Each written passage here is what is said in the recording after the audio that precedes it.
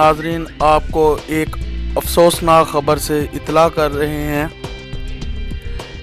कि कराची से लाहौर जाने वाली रेलवे ट्रेन तेज़गाम एक्सप्रेस में अचानक आग लग गई और आग से तकरीबन अब तक की इतला के मुताबिक 18 अफराद जाँ बहक हो चुके हैं। ज़राए के मुताबिक मालूम हुआ है कि तेज़गाम रेलवे ट्रेन जो कि कराची से लाहौर जा रही थी, अल सुबह तबलीगी जमात वालों ने नाश्ते के लिए सिलेंडर का इस्तेमाल किया और अचानक सिलेंडर के इस्तेमाल से इस ट्रेन में आग लगी है और अब तक की इतलात के मुताबिक 18 अफराद जान की बाजी से हार चुके हैं। ज़राए बताते हैं कि 3 बोगियों में इकानमी क्लास की ये बोगियां थी, 3 बोगियों में आग लगी है। आग लगने से 18 अफराद मुकम्मल तौर पर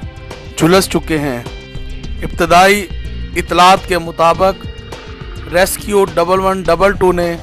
मरीज़ों को रहीम यार खान, बहावलपुर, अहमदपुर शर्किया और लियाकतपुर के हस्पतालों में शिफ्ट कर दिया है, जबकि वज़ीर रेलवे शेख रशीद अहमद ने कहा है